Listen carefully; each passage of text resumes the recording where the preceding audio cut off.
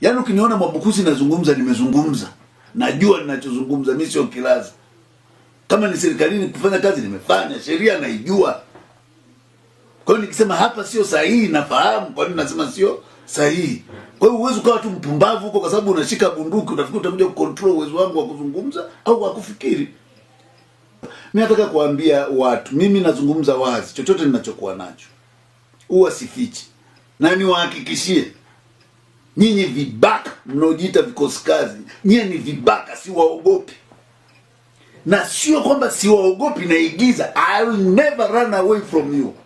Yaani kuna watu wanataka kazi yetu yote iwe ni kusifia rais, kusifia CCM, kusifia nini? Yaani uzuzu hivi. Yaani wanataka tuwe kama taifa fulani la kusanyiko la mataira ambao hawawezi kuwa critical, kuthink critical, kutizama mambo critical. Kwa hiyo wanachotaka, kuna watu wao wanasema sasa ndio wakati wa kusifia. Tuanze kusifia tu. Haya, nyamaza tu, nyamaza. Hapana. Toka wakati wa baba taifa hajawahi kufanya upumbavu wa namna hiyo unavyotokea. Enzi za chama kushika hatamu. Sisi tuliokuwa zamani tunafahamu saa 10:15 tulikuwa na kipindi cha Mikingamo.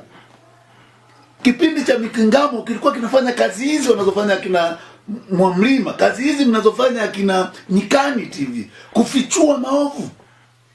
Tulikuwa tukipiga simu zikiandikwa barua na hatua zikichukuliwa. Tunabaki tunasifia watu, huyu kafanya zaidi haijai kutokea Ikulu, wakati there is nothing which is going on. Nchi imeparalyze.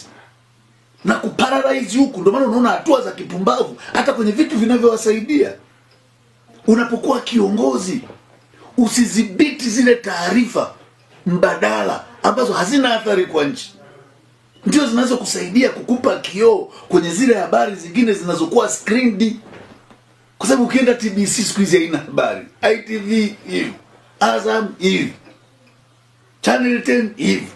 Sasa huku kwenye citizen journalism ndiko unakopata mazio yasiyogushiwa, ndiko unakopata feelings za wananchi, ndiko unakojua nini kinachoendelea kule chini. Kwa hiyo hautakiwi kupanic na kutesa watu. Kwa tunaomba Watanzania wajue hatutakimbia nchi na hatutakufa. Tutaishi tuone ukombozi wa Mungu aliowaandalia wana wa Tanganyika. Enzi za kuirudisha nchi kwenye upumbavu wa giza hatutakubali. Lazima tuwajibike kwa ajili ya taifa letu. Na kutoa maoni ni haki ya kikatiba. Ili mradi maoni yale hayatukani, sio ya uongo. Na mimi siku zote nasema maoni ni maoni. Maoni yanaweza kuwa mabaya au yakawa mazuri. Au maoni mazuri kwa njia mbaya au maoni mabaya kwa njia nzuri.